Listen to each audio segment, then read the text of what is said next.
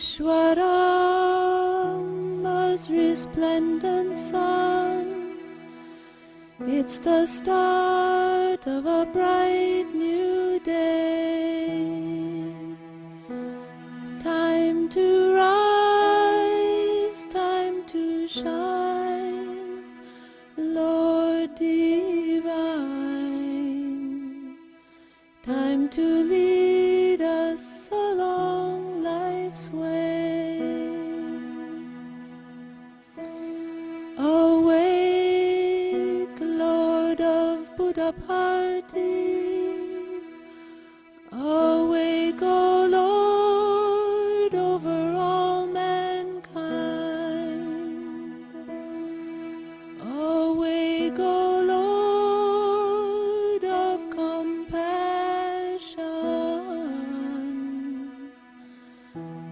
that the world good fortune may find. I'm back.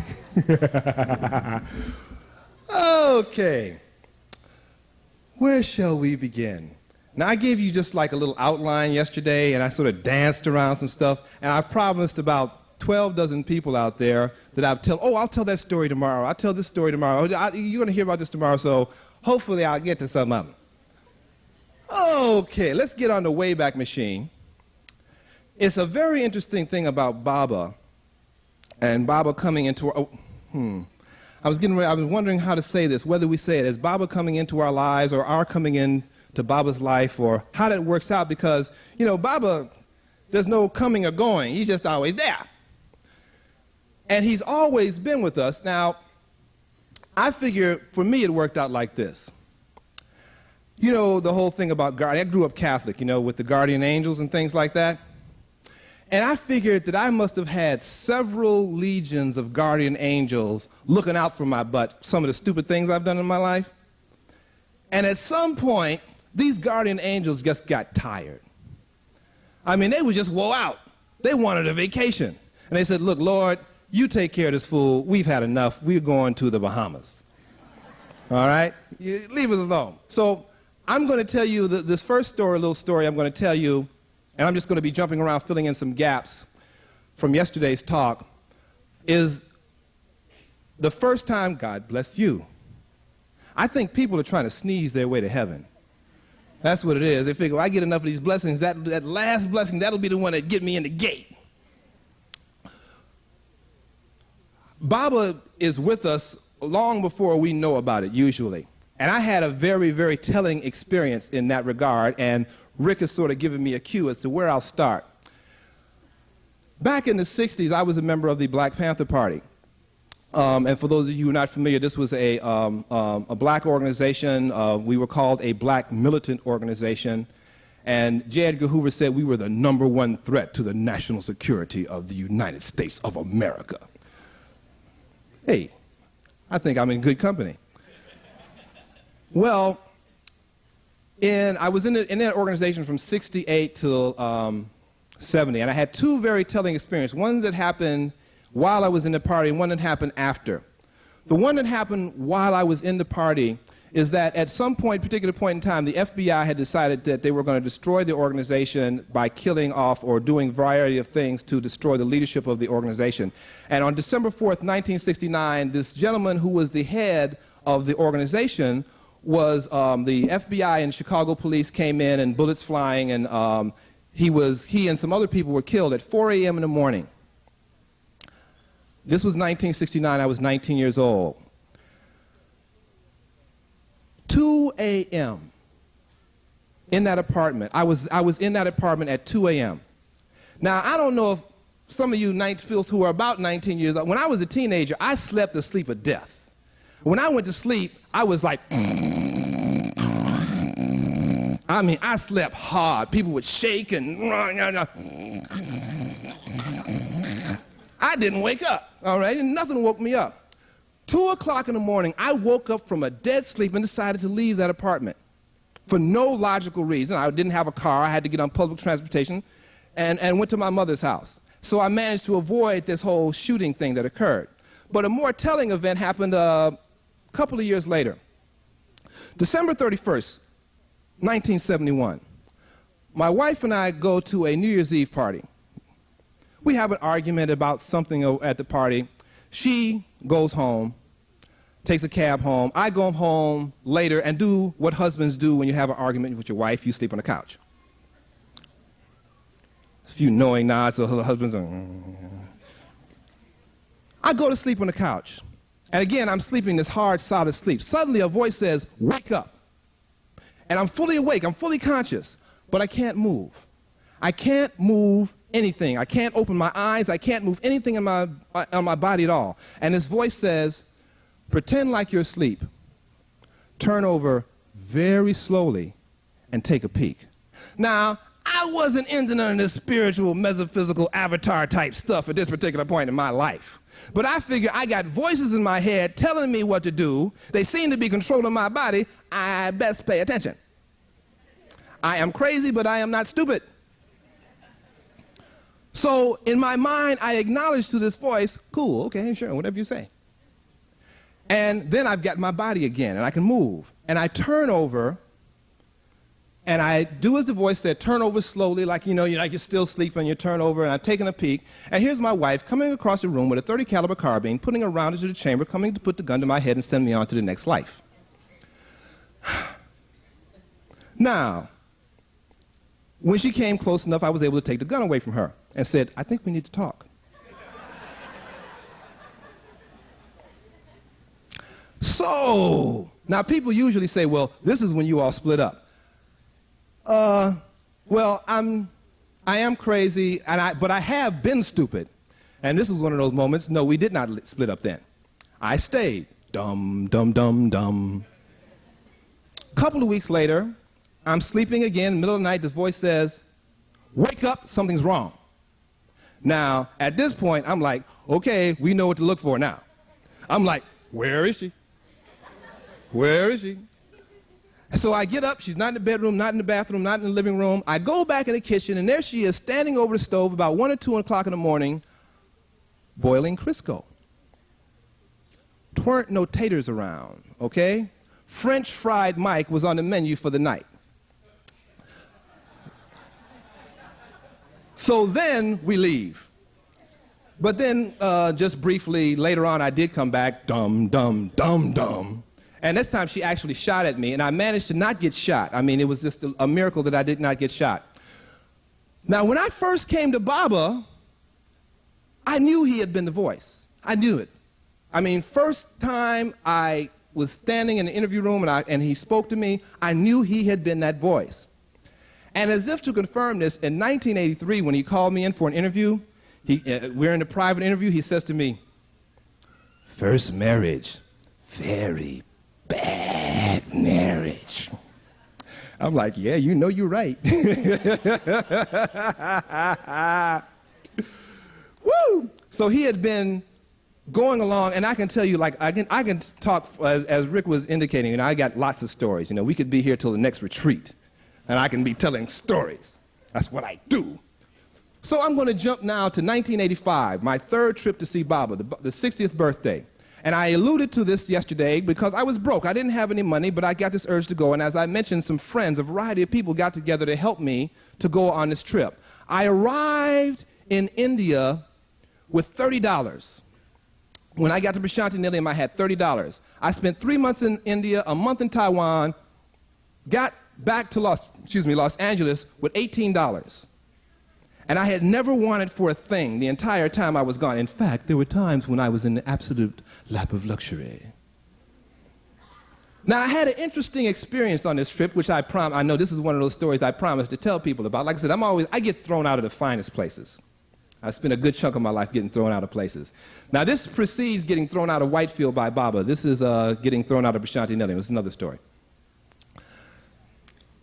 1986. It must have been around February 1986.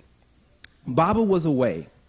He was at Madras, and I didn't have the money to go following him here and there and what have you. So I was waiting at Prasanthi Nilayam for him to come back. I only had about a week left in India, and I really didn't know if he would come back to Prasanthi Nilayam before I left for India, from India. Blech. Well, One day, I was on my way onto the ashram, and you know I was staying in a place right by the wish-fulfilling tree, right at the base of the wish-fulfilling tree. I was staying at a devotee's apartment there. And I was on my way down that road, Chitravatri Road, onto the Ganesha Gate, and you know there's a little juice shop right there. I don't know if it's still there, it's been a while, but you know the little juice shop there. And there was this Australian woman that I know there, and she was talking about she was getting ready to do some work in one of the round buildings, putting in a garden. And she had to transport some cow dung. So I said, well, you know, I'll carry the cow dung for you, you know, being a gentleman, you know. Ladies shouldn't have to carry cow dung, I mean, hey. So I go with her to transport this cow dung. So I'm standing to the side while there's this big pile of cow dung there, and she's, you know, selecting the finest choice cow dung, you know, putting it in a bucket. I know nothing about selecting cow dung, so she's doing this. I'm a city boy, what do I know about cow dung? And I noticed that Kutuma Rao, who a friend of mine used to call the mayor of Puttaparthi, was standing off at the distance looking at me, and as far as I was concerned, he seemed to always have a perpetual scowl on his face. And this particular day, this perpetual scowl was aimed at me. And then he called Al Drucker over, said something to Al. Al comes over to me and says, "You're consorting with women. That's not allowed." I said, "Al, I'm about to carry some cow dung for this woman. This is not my idea of a date." Okay? I mean, in my past, I have used a variety of lines and techniques to pick up women, but, yo, baby, let me carry your cow dung was not amongst them. Okay?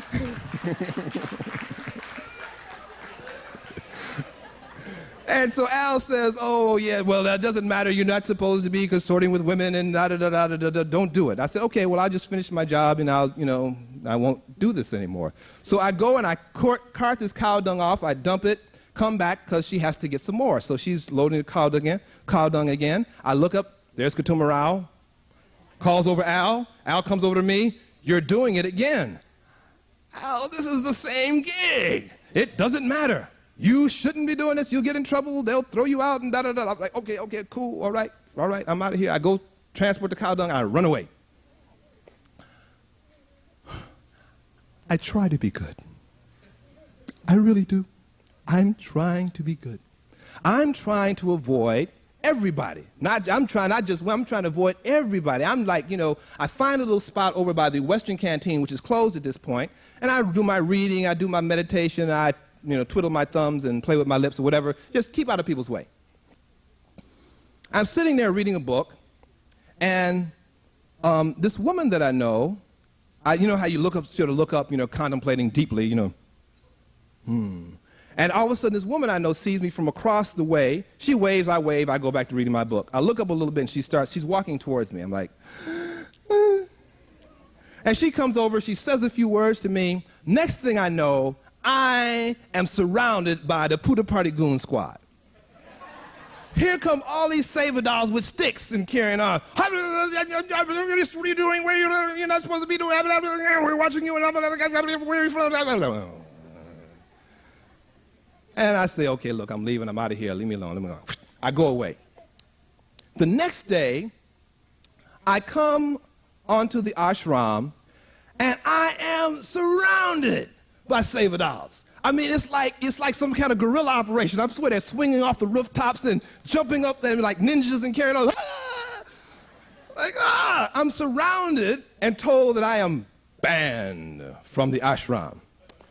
Now, there was a time in my life when I would have raised a fuss.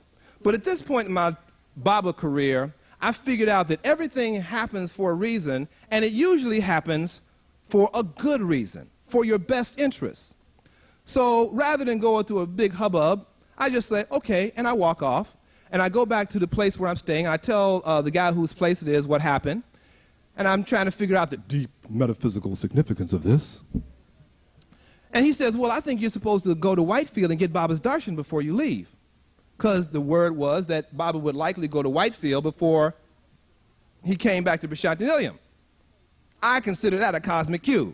So the next day, I'm out of there. On my way to Whitefield, I get to Whitefield. Baba hasn't arrived yet, but they give me a room. Now, as far as I know, that's unusual. Because usually at Whitefield, they won't give you a room until Baba is there, in the compound, car is there, parked, and all of that. But they give me a room. Baba comes in. I have darshan before I leave. Some other things happen, wonderful things happen, cosmic cues, and all that good stuff. I leave. I go from India to Taiwan. I spend some time with one of my acupuncture instructors there and have a wonderful time. All kinds of good stuff happen. And as I mentioned, I get back to Los Angeles with $18.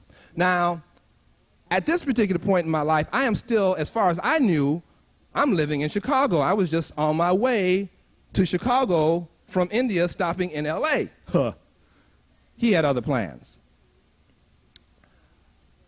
I get back, and I'm staying with a friend of mine who lets it be known right away that she can tolerate to have people around her place for 4 to 7 days tops.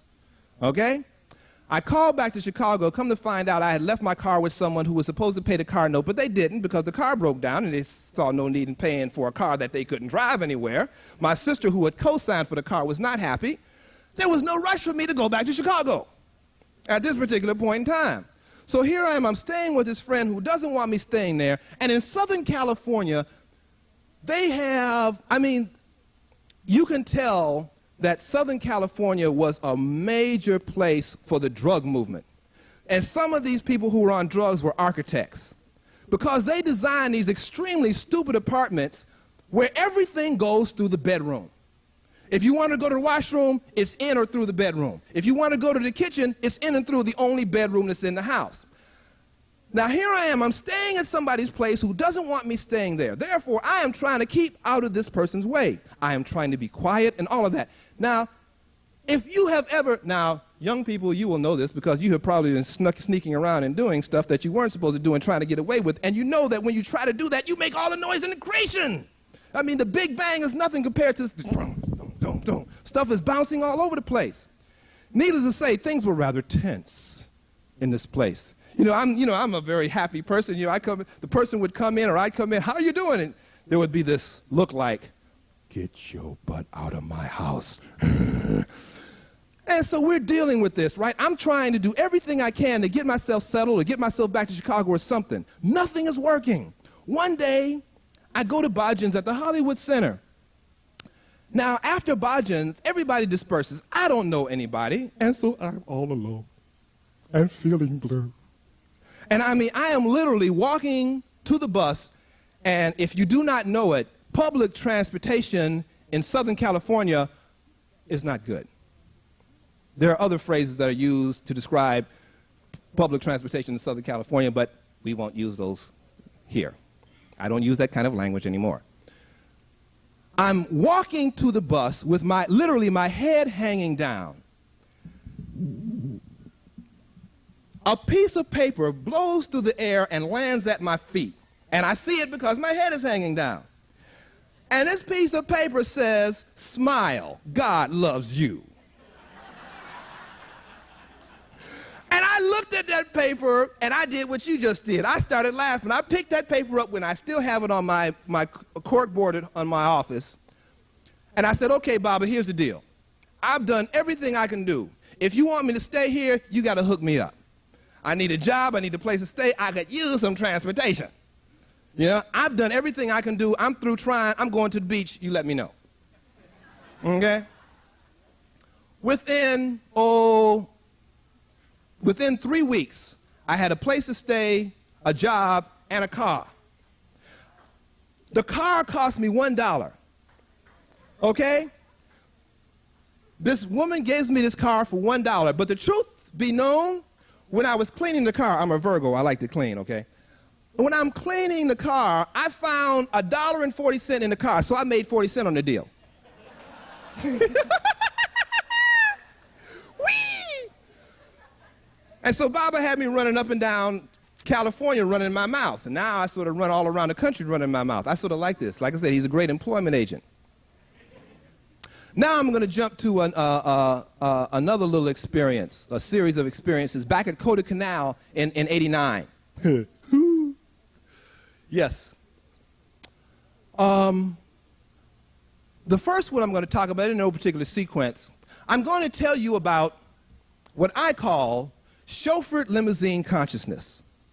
Okay? For those of you who have chauffeurs or limousines, you'll understand this. You relate to it very nicely. 1989. Now, in order to tell this story, I have to tell you two stories. I love being a storyteller. Remember I told you yesterday that, when Baba gave me the heave-ho from Whitefield, always with ladies. Remember that line? Baba has a, I dare say, strange sense of humor sometimes. Warped, maybe. Baba went from Bangalore, or that is Whitefield, to Ooty, and then from Ooty to Kodaikanal. From Ooty to Kodaikanal, I organized a van. I had 10 people in the van from different places so that we would drive in comfort, to Kodaikanal. These are people from all over the place. Now, as we're traveling, these people are saying, we should form a group. Now, those of you might remember yesterday, I have had a little bit of difficulty on this trip with groups and Baba and interviews, okay? So I'm like, no thank you. I'm not interested in being with any group, all right? Not interested at all. Sural, you relate to that? Yes, no groups, no groups, no groups. They talked me into being not just in the group, I'm supposed to be the head of the group. 10 people in the group, 8 women.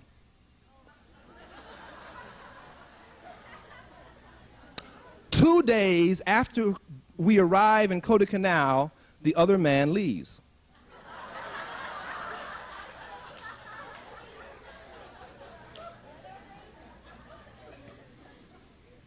I'm thinking, great. This is just what I need to be called in for an interview, right? Interview, yeah, come on in. Here I am. Whoa, all my women, right? Always with ladies, yeah, right. Every day, our group would meet after darshan, right outside in Kodaikanal, right outside by the lake. And my friends would come by, they look at me and say, Mike, you with your harem, huh? Ha, ha, ha. And I'm thinking, oh boy. So all the group, they're triggering around, they want to do everything, they're praying for an interview. Let's all get together, we should pray for an interview. And they're like, I'm like, yeah, right. I'm saying, no, Lord, we don't really have to get called in. It's okay with me, It's okay. I'm detached about this. In fact, I'm not more than detached. You don't call us. Please don't call us. Please don't call us.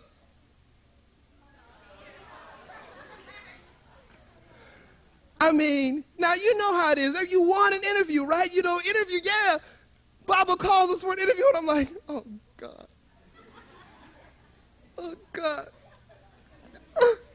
So we go into the interview room. Now, for those of you who are not familiar with the scene at Kodaikanal, it's a little different than at Prasanthi Nilayam or at Whitefield. At Prasanthi Nilayam or Whitefield, you are sorted out long before you get to the interview room. You won't even make it across the concrete, You're like, whoa, get the hook, yeah. In Kodaikanal, it's a little bit different because you've got people inside the hall, people on the veranda, people out in the parking lot. So the person, in this case, who was inside the hall, comes out and waves the sky. Oh, we got an interview. Oh, we got an interview. And everybody comes running in from every place, and you go into the interview room, and then Baba comes in and does the sorting out work. So, I'm walking in, and I had to be one of the most miserable people ever going into an interview. I'm like, oh, God, what is it going to be this time? I'm still thinking of a booty, right? Like, what's it like to be dust? So we go into the interview room, and the rest of my group, they're all excited, and they're all sit down around Baba's chair, and I'm like just sort of standing back against the wall. Then Mike, come and sit down. I'm like, I don't think so. Let's just wait and see what happens. So I'm standing there, Baba walks in, and when he's walking in, he's sort of talking to people just before he gets into the room, and he's sort of looking down, and he sort of looks up and sees me and is like, huh? And you know how it is when you're trying to talk, but you just can't get the words out? He was like,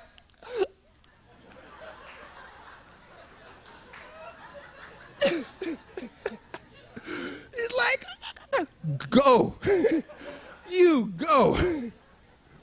But this time, it was done sweetly, or relatively. I mean, it was, in terms of getting thrown out of places, this was the sweetest throw out I've had lately, okay?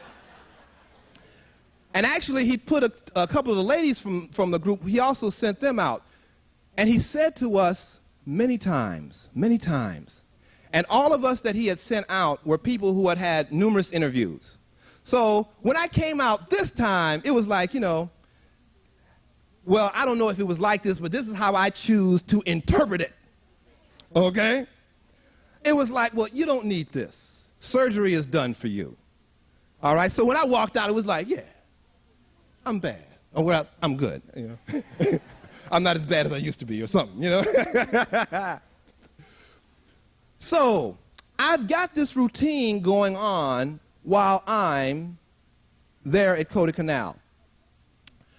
Every morning after darshan, I would meet with my group and then afterwards have breakfast and maybe go do some shopping or what have you. And then I would go to my room, and I was doing this jnani, yogi type silence, introspective thing, I would go and contemplate ultimate reality and read deeply or sleep. A lot of sleeping. Or meta-sleep, for those of you who are like the meditation and sleeping, you're going to combine them together. See, I hear you all laughing out there, but you laughing because you know you done it. All right?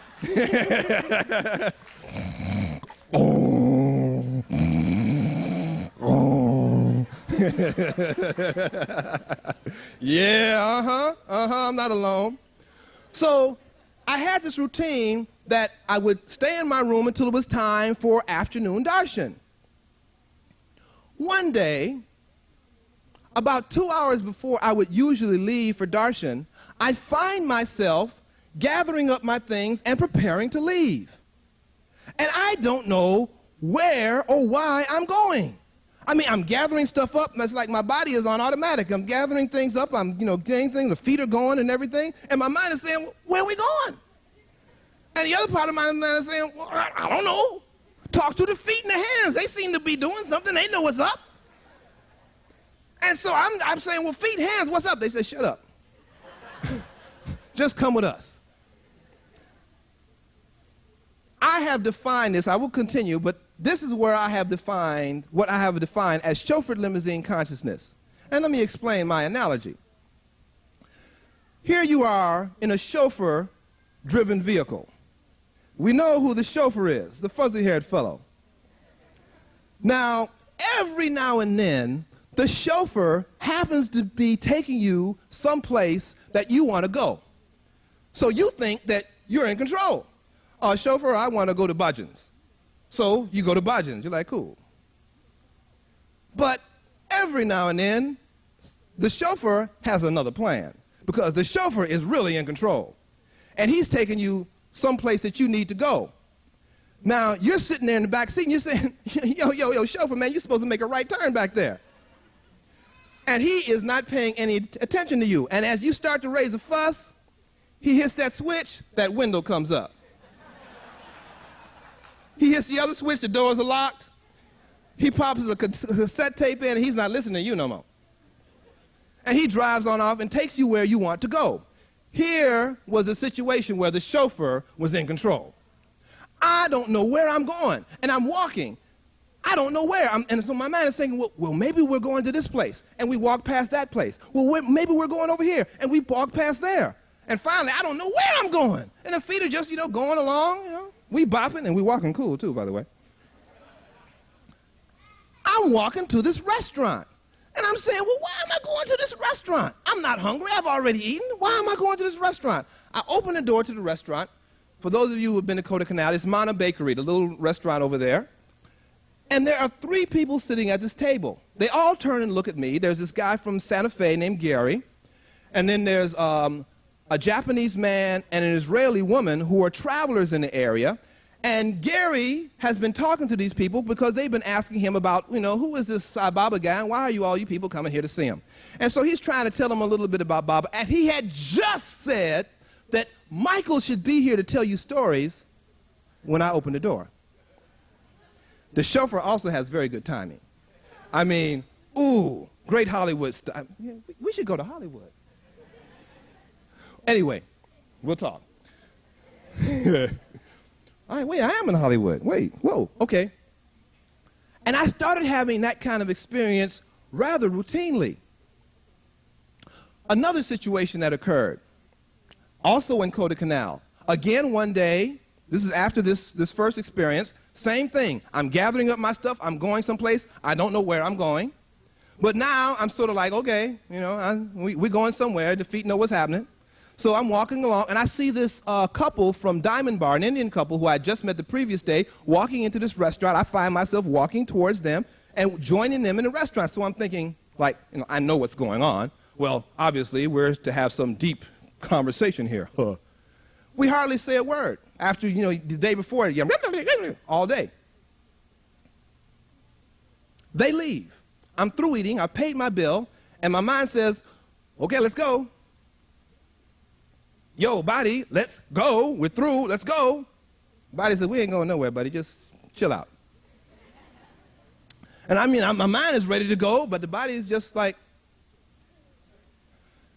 In walks this guy from England whose name, or nickname, I hope it was his nickname, was Mouse.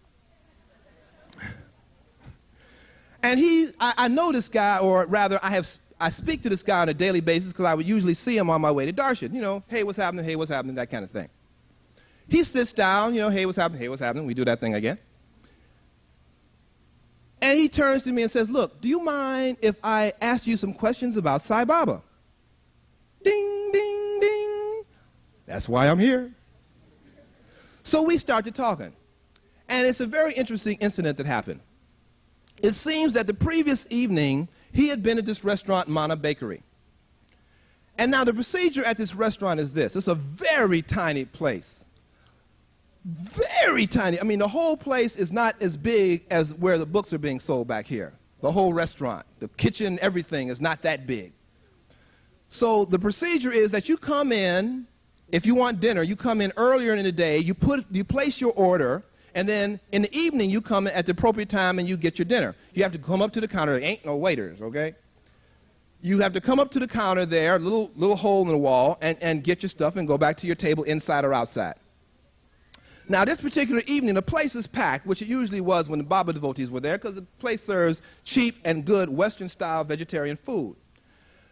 So this guy, Mouse, and his friends were standing right there by the little place where you got the food. Names were called for people to come and get their food. There was some Baba folks who were sitting in the corner way back, and they would have had to go through a whole bunch of people to get up there. So Mouse and his friends, they take the food, and they go to pass it to these Baba devotees. And the Baba devotees go off on them. How dare you touch our food with your unholy vibrations? And these people are like, you know, what? I mean, these Baba devotees go out, like, really go off on him. So he's asking me, he says, you know, wait a minute now. What, if this is supposed to be some kind of holy guy, how come these people are acting like complete and utter not nice people? Other words were used. And so I gave him the analogy that I told you all yesterday about the hospital and the intensive care unit. I said, you know, what you have to understand is that we are not coming to see Baba because we are saints. The saints ain't coming. The saints are hanging out in the Himalayas. They kick back. You know, Baba goes to see them. Those of us who are going to see Baba, we often have a few problems. Just a few. So I explained that situation, and he was satisfied with that, and he had a little better understanding and appreciation for Baba, which also makes you think, though, about how people perceive Baba by how you act. Isn't that a scary thought? Oh, God, like, oh, I'm sorry, Swami. So I started becoming aware of this, what I call chauffeur limousine consciousness on a regular basis. I mean, I find myself going someplace or doing something or going somewhere that like I'm in my car, even back here in L.A. I'm driving, I don't know where. I'm watching my hands make a turn here, make a turn there, and I usually end up someplace where I find out I encounter somebody who either has a question for me or I have an answer for them or they have an answer for me or something goes on like that. So it's become a regular phenomenon. This chauffeur limousine consciousness. Remember that next time you're going around and you don't know where you're going. Now, there's a couple of people out here who I asked to remind me about stuff that I was supposed to talk about. If you're out there and remember what I'm supposed to tell you, okay.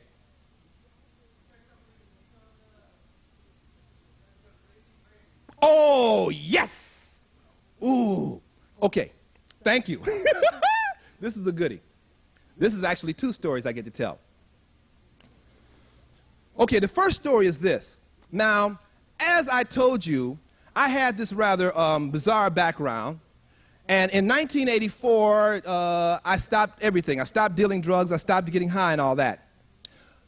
I also stopped playing pinochle. Now, I'm sure you're trying to figure out what is the metaphysical significance of pinochle. Pinochle is a card game. For those of you who are unaware, it's a card game. It's a crazy card game played by extremely crazy people. Okay? I was a master. All right?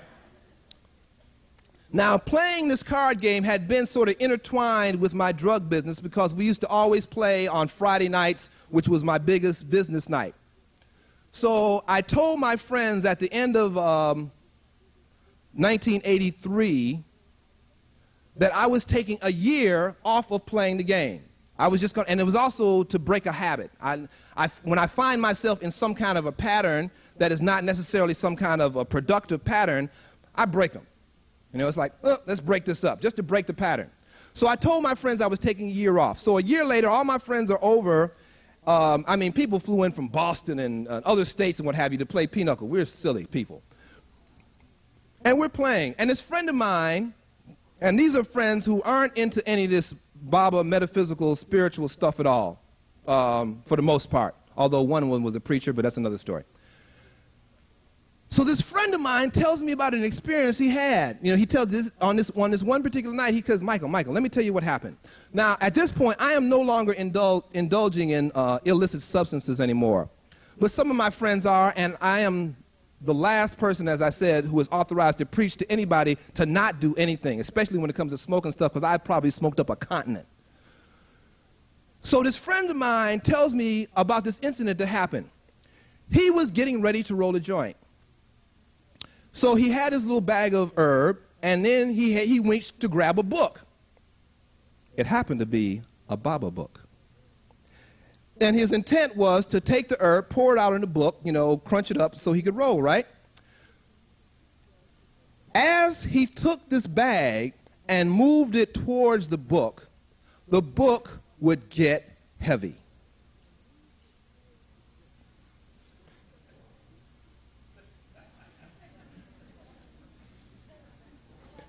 Now, this is a very intelligent individual. He said he sat there for 5 minutes.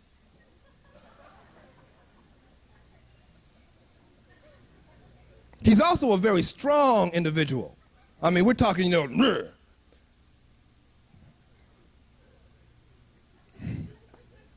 After 5 minutes, he said, I don't think Baba wants this on him, and put the book down.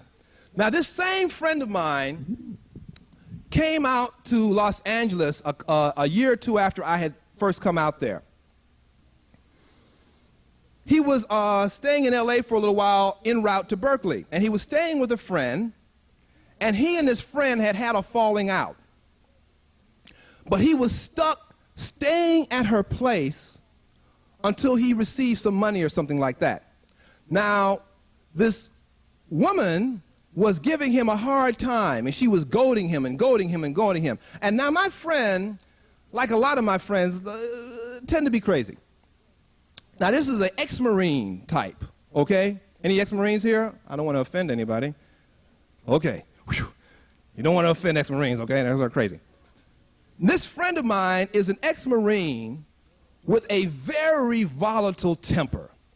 Put it like this. He used to be an air traffic controller before going into the Marines and to Vietnam.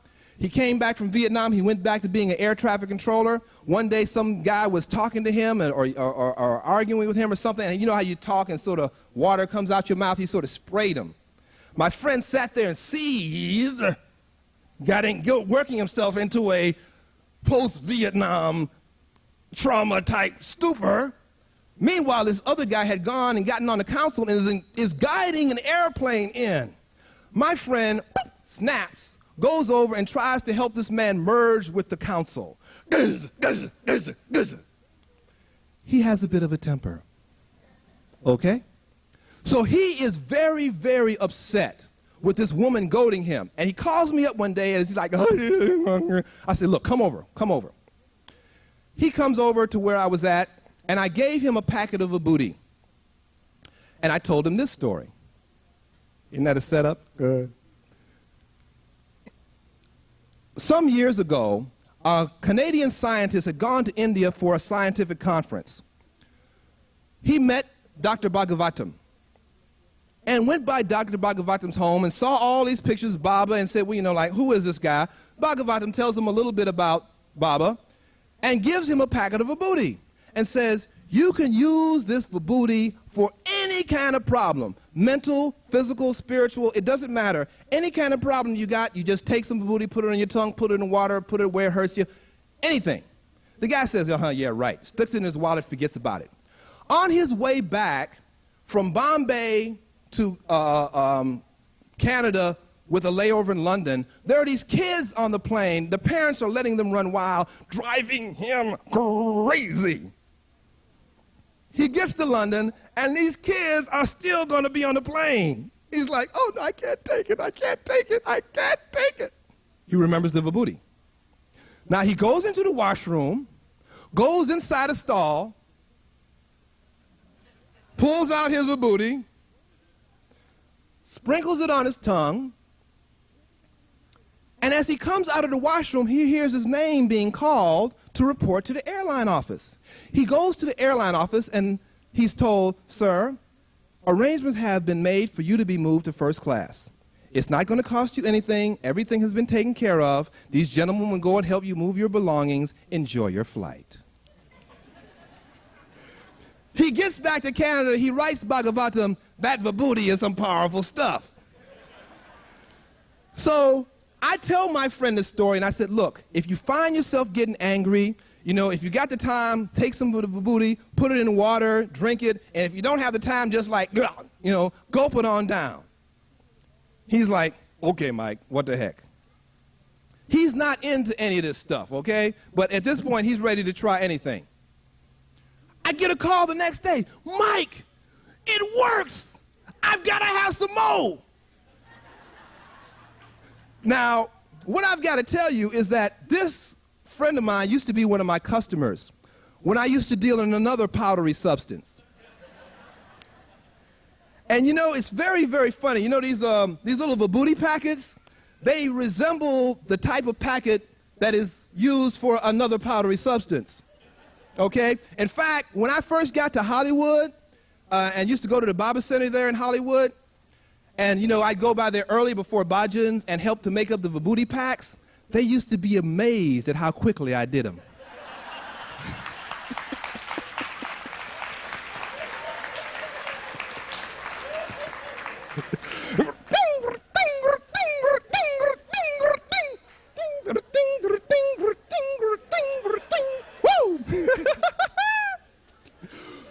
So my friend comes over, and I make him up, you know, I think I was about to get ready to go to India or something. I wasn't going to see him for a while, so I made him up a large packet of vibhuti. And a packet like this used to be, I used to make up packages that size for him before for this other powdery substance. So he's watching me do this. This is, like I said, this is a very intelligent guy. He's watching me make this thing up. You know, I flip it over to him just as I have flipped other packages to him on numerous occasions. He snatches it, looks at it, he says, you know, Mike, we've come a long way.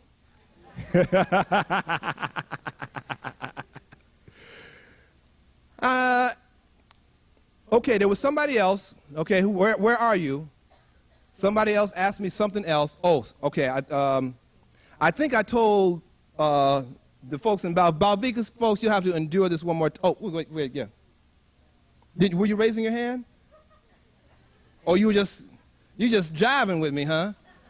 Mess with Mike's mind. I told them, somebody asked me about how I became a professional storyteller. I didn't tell you all that yesterday, did I? Okay, I just told the Baba-versary. Okay. As I said, our fuzzy-haired friend is a great employment agent.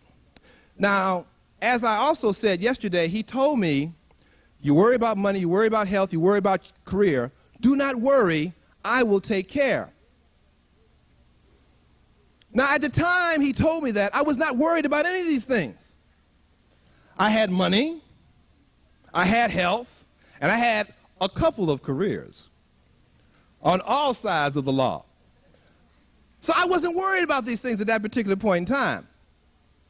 Now, so you remember when he tells you not to worry about something that you haven't worried about, that you will probably be worrying about it at some point in time in a not too distant future. So a couple of years ago, as I might have mentioned, I had this job injury. I was working a construction job, and I hurt my back, and I had a lot of pain, no money, da-da-da. So I found myself in a dilemma. Every time I've tried to get my acupuncture license in California, all kinds of things, just short of buildings falling on me, have stopped me from doing it. Maybe there's a message there. Okay, that's another story. Or actually something for me to contemplate. So a couple of years ago, I was trying to figure out what the heck to do with my life. Now, once I didn't know there was such a thing as a professional storyteller. God bless you.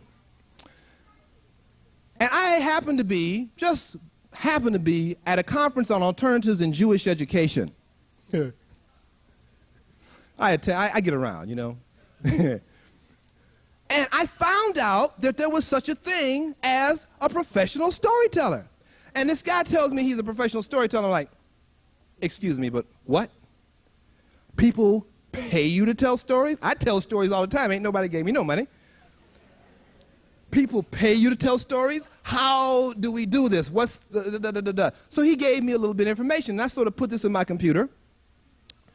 And shortly after that, I had received an offer to go to New Zealand to be a partner in an acupuncture school in a clinic there.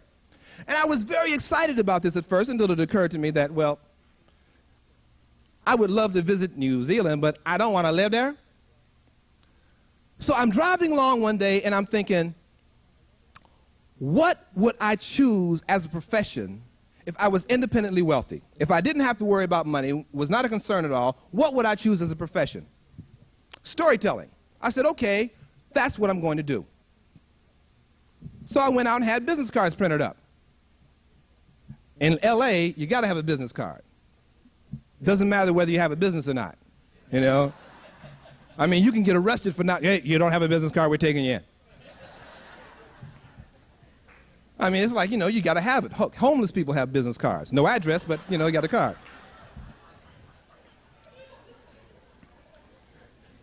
So I get my business cards printed up, and then I go to the library because I figure, well, I should have some stories if people hire me.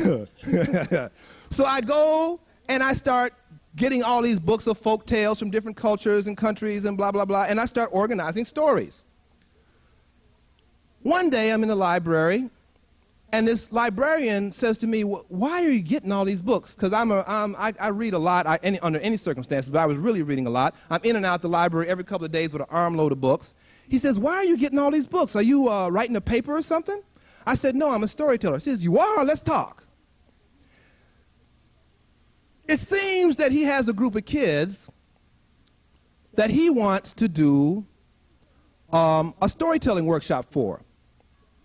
So he says, well, I want to have a storytelling workshop for these group of kids. Do you give workshops? I said, sure. What the heck? I mean, I've seen books about storytelling. They talk about giving storytelling workshops. I can read, therefore I can do. So my first job as a professional storyteller was giving a workshop on storytelling. He's good. Okay? He is good. He is good. You got employment situations, he's the man, okay? So I do this workshop. It's a great success. I have a wonderful write-up in the library journal. The head librarian for children's librarians of all of LA comes to the workshop, has me give a presentation to representatives from all the libraries in LA. And now I'm a resource for the LA library system, the Orange County, Long Beach library system, the Cultural Affairs Department, etc., etc., etc. And just all kind of things started falling into place when I committed to doing something. Now, okay, we're going to take a sort of a musical interlude. I have a story. This little thing about my becoming a professional storyteller is there's a story that I do called My Mama Told Me that I do in presenting this as a story. And then I had this idea to turn it into a rap. So y'all going to be part of a rap right now. You know, when you're doing a rap, you got to hold the mic in your hand and you got to get your posture together, you know?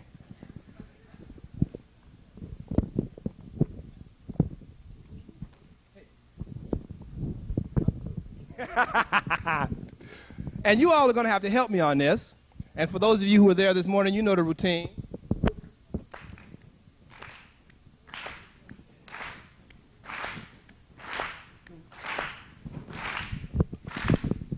When I was a boy, my mama told me I could be anything I wanted to be. Reading to her mind was the key to make my dreams reality. She said, as long as I kept my head in the... Whoa, whoa, whoa, whoa, whoa, whoa, whoa. Stop, stop, stop, stop, stop. We got a serious rhythm deficiency up in here.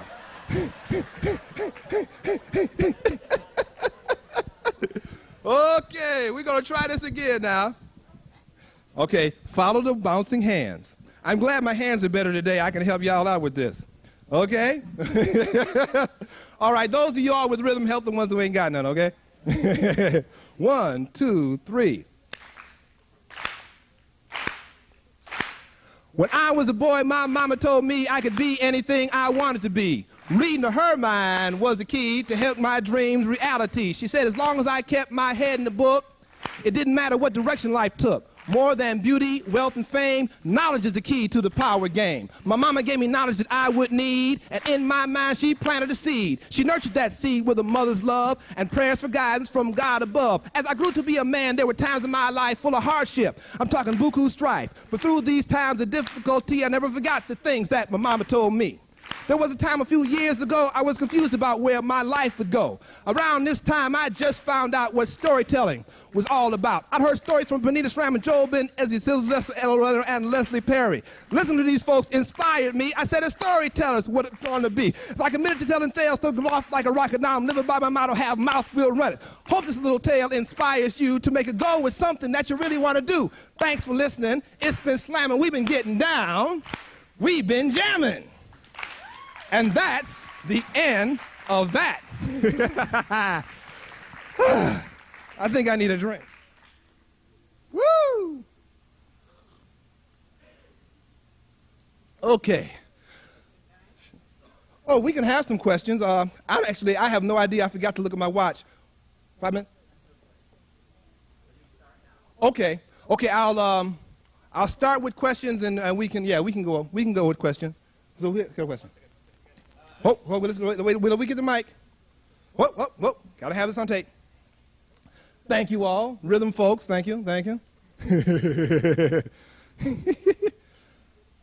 Rhythm deficiency, yeah, we gotta do something about that disease. We gotta have a rapathon or something. Whee!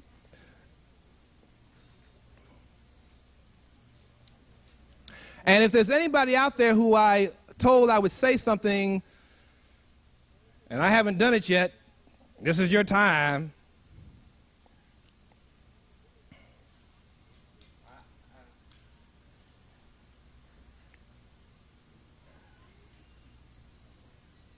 Keep trying.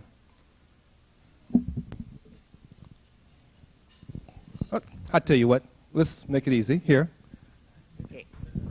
Now you treat Baba as your friend, and you have gone through trials and tribulations, difficult experiences with Baba, and you follow a rigorous path which is very difficult to follow.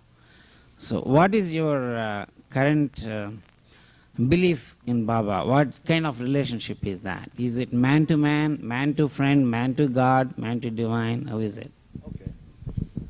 Okay. My relationship with it can be summed up in one very simple phrase. God do to do. That's another way of saying that God does everything, but on the hood it would be God do the do. It's like friend, father, everything. I mean, through my that experience that I call a chauffeur limousine consciousness, I know who does stuff. And I don't have a heck of a lot with what goes on, because a lot of stuff has gone on in the last few years of my life, especially since coming to Baba. I didn't have a clue. I mean, I found myself in situations and things just started falling into place for me. Oh, okay. Now, before I take another question, I have another story to tell. I knew there was another one in there. Yeah, okay, now I got it. I got it now. Now, this is a very interesting, or I find it a very interesting story. And again, since I'm speaking, I got the mic. You got to listen. Just look at it as tapas. You know, you'll get to heaven, and they'll be going through your records and say, "Oh man, you listen to Mike McCarty for how many hours? Go right on in, merge." merge. All the topics you ever had to do in life. This was an event that happened in 1989, and it's a story that I do in my repertoire of as a professional storyteller. It's become sort of a story in demand, and it's a story that I call The Power of Love. 1989, Baba was in Madras. Now, myself and a few others didn't have the urge to go to Madras, and so we left and we went to Tiruvannamalai to visit the Ramana Maharshi ashram. And then from there, a few of us went to Pondicherry to visit the Sri Aurobindo ashram. There were 3 of us that went on this at this one time. Now, when we arrived at the bus station in Pondicherry from Tiruvannamalai, my 2 friends, who just happened to be white, went directly to the main ashram hotel. I went to do some things and came to the hotel about an hour or so after my friends. As I was walking up the steps to the lobby, I noticed that this elderly Indian woman gave me a real dirty look and said something to this man sitting behind the desk. Now, I'm just sort of taking this all in as I walk in. And I walk up to this gentleman. He says, "May I help you?" I said, "Yes, I'd like a room." "We don't have any rooms." Keys all over the board, okay? Off season. Guidebook says they got lots of rooms, always got rooms, plenty of rooms. And I said, "Well, did so-and-so and so-and-so check in asking about my friends?" He looks at the books and says, "Yes, they did." I say, "Uh-huh." Now, I'm picking up on something, duh. But I don't want to believe what I'm picking up on, because I'm at an ashram, a spiritual place. Well, I say, "Well, when will you have some rooms available?" He says, "Well, maybe in a few days." I say, "Okay." And I go check into another hotel. The next morning, I have breakfast with my friends in the Park Guest House restaurant, the Aurobindo Ashram Hotel restaurant. There's another guy I know who had checked into the hotel after I'd been by. Now, maintaining my spiritual cool and equanimity, some rooms must have suddenly become available. I go to the lobby, and there this woman is, the one who had given me the dirty look, checking some people in. And I stand a respectful distance off while she takes care of her business. And she looks at me and she says, "What do you want?" I said, "Well, I came to see if you had any rooms." "We don't have any rooms for you. And this isn't just some hotel. This is for people who are coming for the Aurobindo ashram." Like I'm halfway around the world and I don't know this? Now I am perturbed. Sort of like Worf, you know, being perturbed. I'm like, ugh. I've had enough of this place. I had enough of this town. I make arrangements to leave the following evening. The next morning, I come to have breakfast with my friends in this hotel restaurant. As I am walking towards the restaurant, I am physically barred from entering and told that I must get this woman's permission to go in.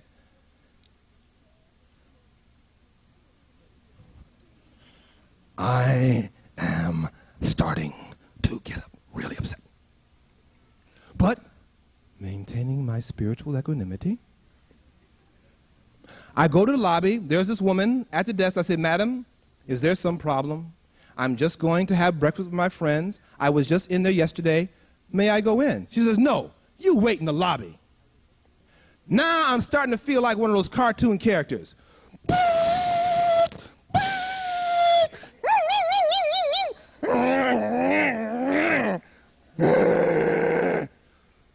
I am about to raise a fuss. I can yell, scream, cuss, and fuss. I am one of the loudest things in God's creation. Me and thunder, okay? Planets colliding is not as loud as me. I am about to raise some Cain. And suddenly this voice in my head says, "This is a test."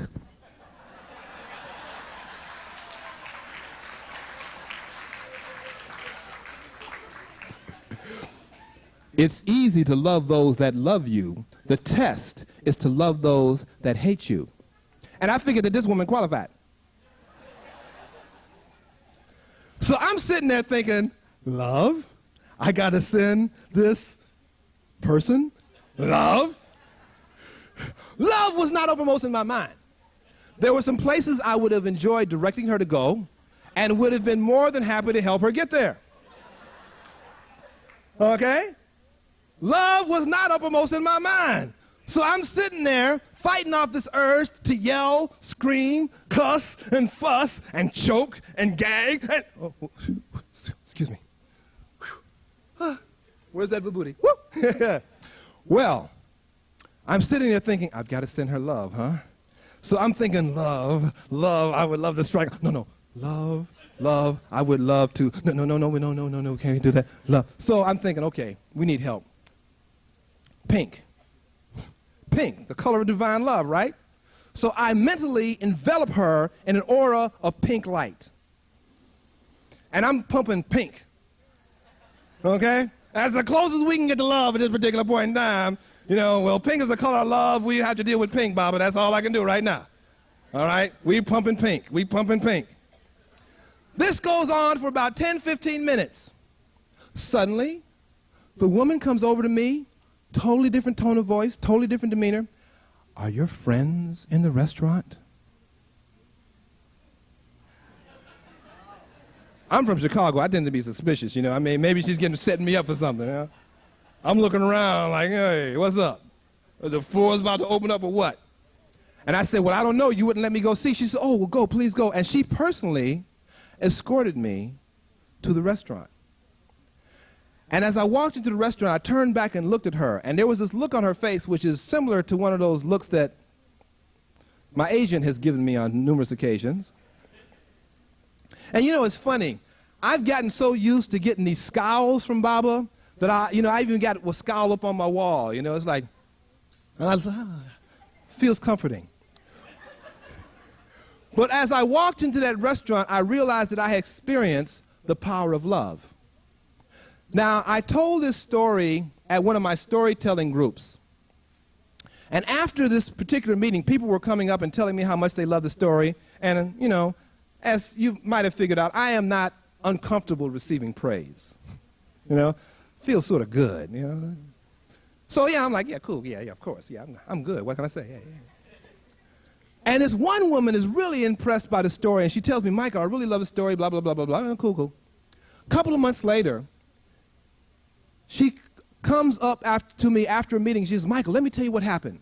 It seems that at her job, her boss had made it her mission in life to give my friend unholy hell. God bless you.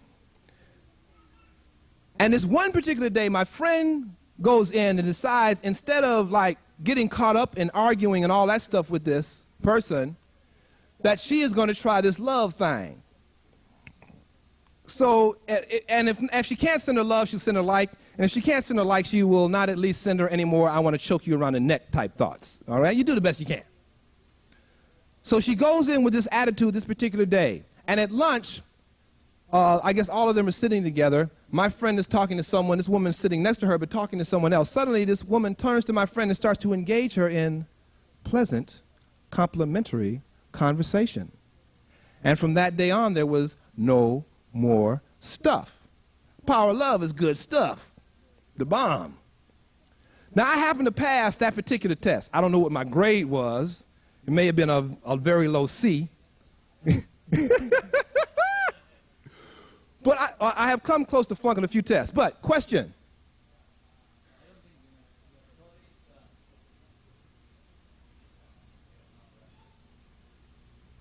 Your stories are excellent. I don't know whether we'll have time for one more story, but I got a couple of quick questions. Sure.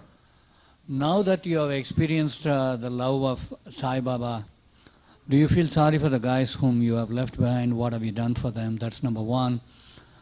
Number two, do you feel that you have settled down in life now? What are your thoughts on the subject? Woo!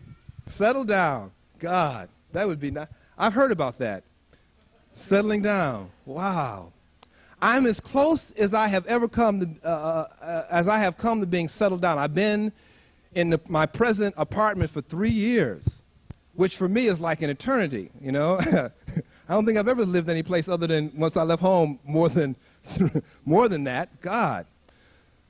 But regarding the first one, in terms of friends that I left behind, like my friends in Chicago and things like that, no, I'm still very much in touch with my friends. I'm one of those people that when you're my friend, you're stuck with me throughout this incarnation and probably other incarnations too. Hopefully there won't be no more, but we'll see about that. We're not rushing it, by the way, with that no more birth thing. Sometimes people got to go through some serious stuff to have no more births. I mean, you know, you got to jump into cesspools and things, but that's another story. But I'm very much in touch with a lot of my friends from Chicago who have gone through a lot of stuff with me. And it's God bless you. And it's very interesting about the friends that I've had in my life. As I was telling some of you all when we've had discussions out here after dinner, at lunch, or whenever, one of the great blessings in my life has been to have really good friends. I mean, friends who have stuck with me through a lot of hard times. And hard times is when you find out very often who your friends are. And as I said, I have been supported by my friends who weren't into the things that I'm into, and they supported me because they knew it was something that was important to me. So now I wouldn't say I feel, and most of my friends are doing very well. In fact, from a materialistic point of view, a whole bunch of them are doing a heck of a lot better than me. So they're doing fine. Oh, there's a question. Wait for the mic. How much time do I have left? Okay.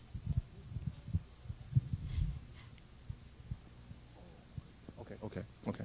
Yes, I wanted to ask you, you have had a beautiful experience with spirituality through Swami's guidance by your karmic cycle or what have you, to get rid of the weaknesses that exist in the society and to get over the habits and everything. Have you ever thought about, besides going as a storyteller to the nursing homes, form your own group in a most spiritual way with your enchanting stories to help the people who are stricken with these weaknesses? Oh, you mean like people who are in drug rehab and things like that? Yeah. Right. Rather than going to the rehab centers like an ashram setup where you would be practicing in a rigorous way, just the spirituality as a means of detoxicating these people. Yeah, well, actually, I do go to places like that.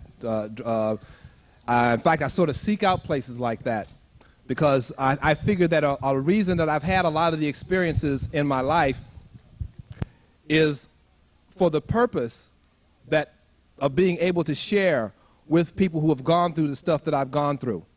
Yeah, so as much as I can. But I tell you something, the biggest thing for me in terms of helping society, and it's this this line from, was it Michael Jackson wrote this thing, if you want to make the world a better place, take a look at yourself and make a change. The biggest I heard somebody chuckle. The biggest response I've gotten from people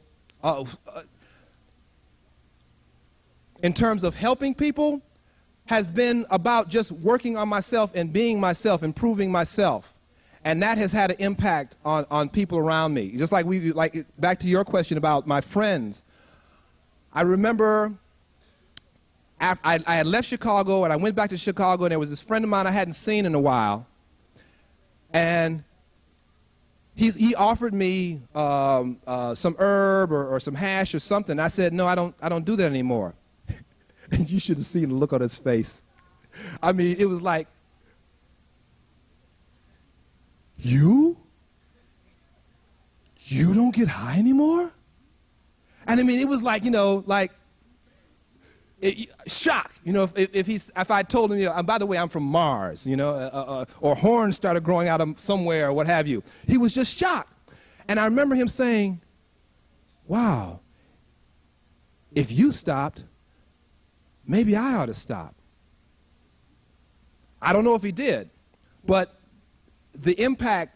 a lot of the impact that I've had on people has been just because of what I did in changing myself.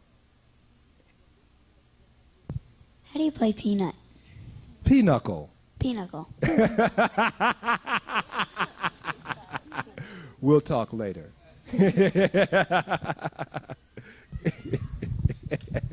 Did you ever find out why that lady wouldn't let you check in? Oh, addendum to that story. Yeah.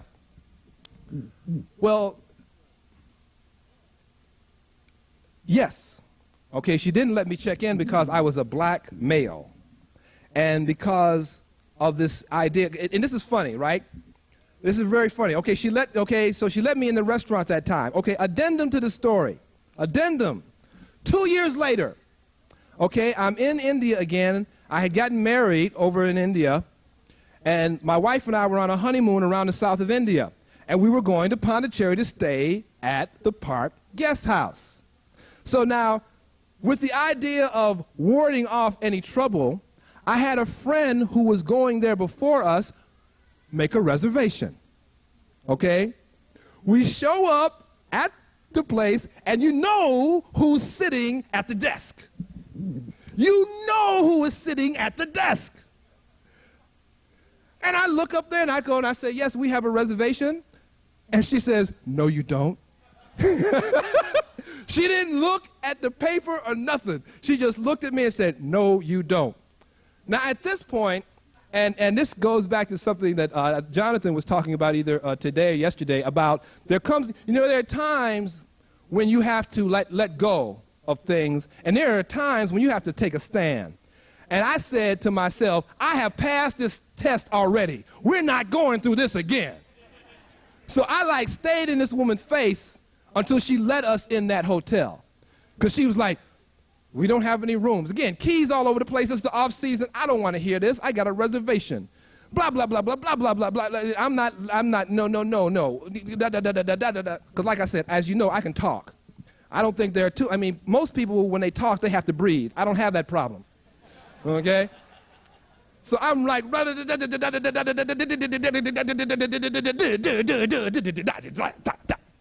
finally she relented, and then she started giving me this whole thing. Well, no drugs.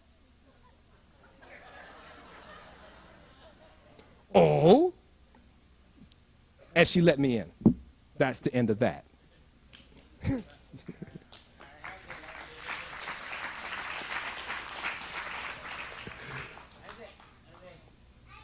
Switch. There you go. As a transformed individual, we have experienced, we had the lighter side of your experiences coupled with the beautiful humor you have.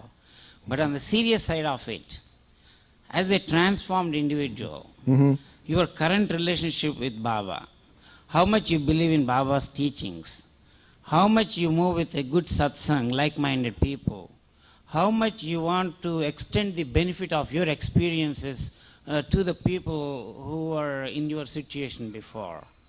Would you please just help Okay. me? I'm a little confused. Okay, Baba's teachings, my relation to them, and relating Baba's teachings to others. Okay. Oh, good. Thank you. I came up with this really good, I don't know if maybe somebody else came up with it, but I don't know about, I didn't hear from anybody else, so it's mine, it's mine, it's mine. Baba's teachings remind me of a place I used to go to eat. There was this place in Chicago called the Boston Sea Party. I used to eat a lot. I used to be your basic greedy gut. And I loved going to these all-you-can-eat places. And this was the only all-you-can-eat place I ever went to that didn't want to run me out, because I could eat everything. And you went there and you got a main course, and then you had access to all these different, there was a seafood, cold seafood, hot seafood bar, fruit salad, dessert bar. Baba's teachings are like this. You get a main course, love. And then you have all of Baba's teachings at the salad bars. And you go to the salad bar and you take what you want. Because no two of us is alike in terms of our path, the way that we will go. And Baba says a lot of things to a lot of different people. What he says to you is different than what he says to you or what he says to me. What's appropriate for you is not necessarily appropriate to me. And sometimes if you read enough of Baba things, you see things that appear to be contradictory. And he talks about that. He says what you have to understand is that things are different for different strokes for different folks. Okay?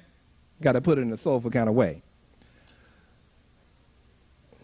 Wait a minute, where'd Rick go? Is he standing behind me? I'm waiting for the floor to get snatched out from under me. Anyway, different strokes for different folks. So in dealing with Baba's teachings, we take what we need, what we feel appropriate to us at a given point in time, and that changes from time to time. Many of us, especially if you've been around Baba for a while, you get to see that, you get to know that. So do I believe in Baba's teachings? Sure enough. Sure enough. Propagate, I try to live them. No, don't try do. Oops, oops, oops. Do or do not, there is no try. I work on living Baba's teachings. And I try very, very hard not to preach to people and tell people what to or not to do. There is this quote in that regard that I use for me, and I also like to tell it to other people sometime. There's a quote from Baba. He says, "Look to your aims and your gains and leave the rest alone. Allow each one to seek the fulfillment of his desires and leave it to me to correct their choice." I mean, I have been one of those. I've been on both ends of that. You know, you know how it is. As I said yesterday, there's no shortage of advice on a spiritual path. You know, I'm always ready to tell you what to do. I'm a Virgo. You know, we live to tell people what to do with their lives. You know, we think we're here to correct the world, to tell, you know, the world can't work without us. So I work very hard on living my principles and being an example to people. It's like with my daughter. I tell my daughter stories. I've always told her stories. I tell her stories about my experiences. And I'm, God willing, when she graduates from the University of Illinois in May, next summer I'll take her to India to see Baba because she asked to go. Because she's curious about the effects that Baba had on my life and is curious in going and seeing for herself and seeing how this will impact her own life. But I don't try to force Baba on her or anybody. I only, what does Baba say? I don't need you to do PR for me. If you want to do PR, get your own act together. Okay? That's the PR. Any other questions? Oh, there was somebody had a question. What was the experience with Baba that is closest to my heart? Huh. Wow. My last day at Prashanti Nilayam on my first trip, my 6th day there. Now, I had a wonderful trip. I've had 3 interviews with Baba. I had a ring, a medallion materialized for me. He's, you know, all kinds of wonderful stuff. And all of a sudden, people were saying it was my last day, and so people were saying, oh, you should have another interview before you go, and like 3 is not enough. And I had a Japa model, oh, you should ask Baba to bless this for you, and oh, here's a book you should ask Baba to bless, like ask him for this, ask him for that, as if he hasn't given me enough. And I ended up in like one of the last lines. And I'm in there in that back row, and there's no way I can get to Baba. Oh, well, I didn't know about the infinite reach. Because, how many of you all have seen that situation where somebody in the back row is like,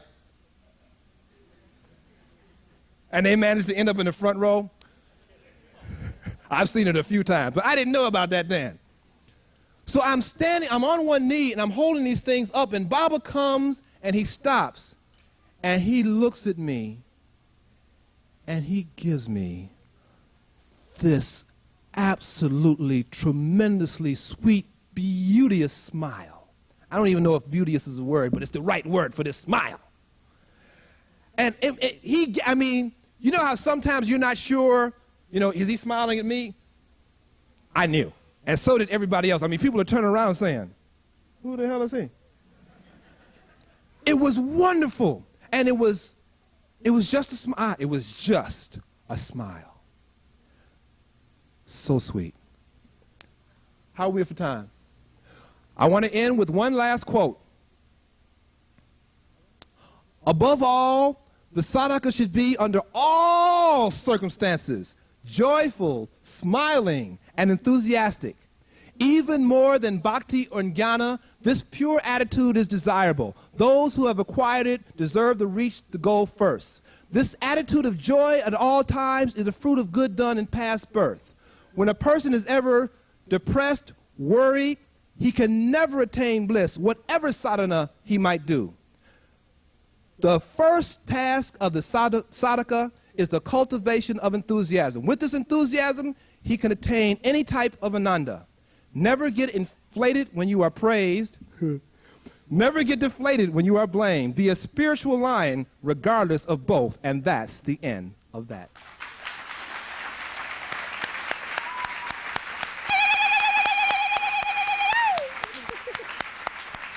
You have been a wonderful audience. Thank you very much. Jai Sai Ram.